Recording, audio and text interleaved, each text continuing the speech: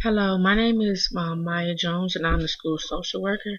And I know you all have a few concerns and questions about your child's recent diagnosis.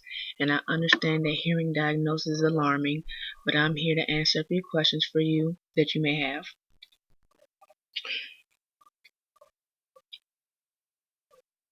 The question that was asked was how are kids diagnosed, or how the students are diagnosed. Um, the students are used by professionals. It's called they use a DSM-5, which is a Diagnostic and Statistical Manual of Mental Health Disorders. The DSM-5 provides reliable diagnoses that are vital in guiding treatment recommendations, identifying prevalence rates for mental health service planning, identifying patient groups for clinical and basic research, documenting important public health information such as morbidity and mortality rate. The professionals understand mental disorders and various treatments that can better assist the individuals who is diagnosed with the disorder. And there are 5 dimensions of mental illness. One of those is internalizing, which can be attributed to most anxieties and mood disorders such as depression or bipolar. Externalizing, which is just another one, which can be used as substance abuse, um, like externalizing, which can be substance use, like alcohol or drugs, and impulsive disorders, like doing things out of impulse without considering the consequences, such as when it comes to students and dealing with teenagers, you're thinking more things of like just running away and not thinking of the actions or the repercussions that come from that. Um, Another one is cognitive, which it can be would be schizophrenia, neurodevelopmental disorders, and neurocognitive disorders. Um, Neurodevelopmental disorders are more, for examples, like is developmental issues, brain development issues, which you can say is more so like on the autism scale.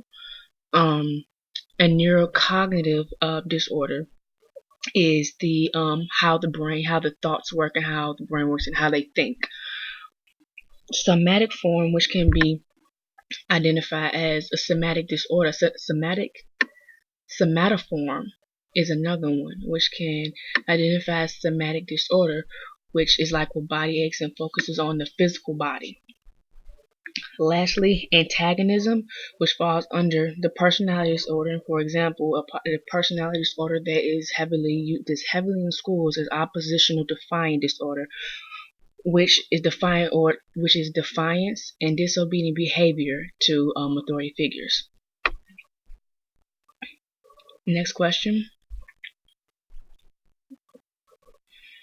Why do you use DSM-5 on the kids? Why do we use DSM-5 on the students, rather?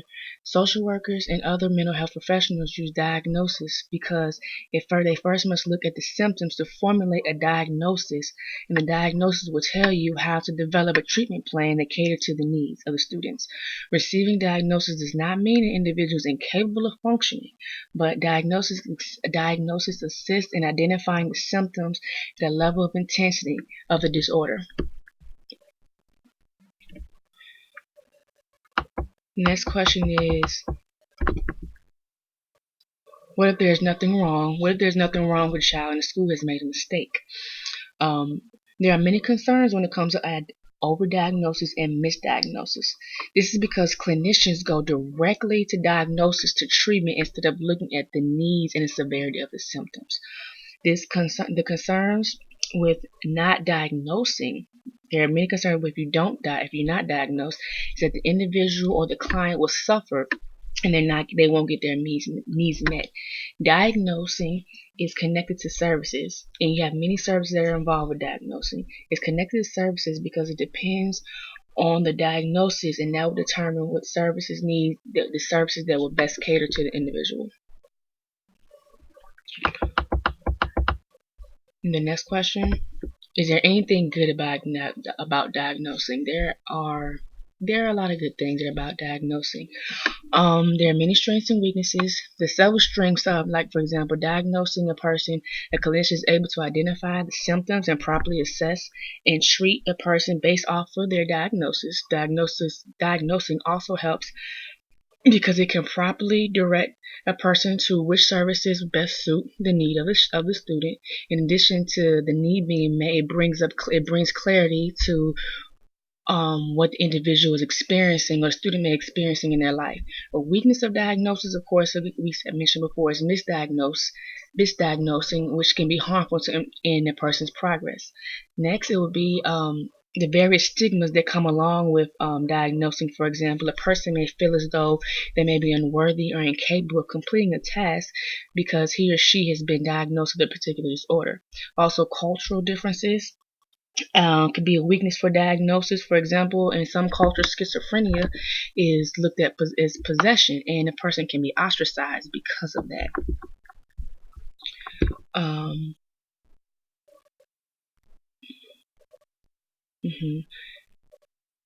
And so the question is, um, um, a parent's child is crying because they're still crying because their friend committed suicide a few months ago, and they want to know if this is normal behavior. I would definitely say this is normal behavior because for her feeling, yes, it's normal behavior for her to be feeling this way because she lost someone close to her and she loved them. One aspect I would look at how long she is grieving. Grief tends to decrease over time and it happens in waves. Certain things that may trigger the grief, such as birthdays and special occasions, and depression is more persistent. Being that her friend passed away this year, her feelings are normal, but I would suggest seeking professional help that it should be sought because she talks about her friend often and she's still having crying spells, and you want to make sure that she doesn't fall into a depression depression because of this. And so professional help should be sought so it can be addressed, her feelings can be talked about and addressed, and then also that she can gain healthy coping skills that can help her deal with her friend's passing. If those are the questions, thank you.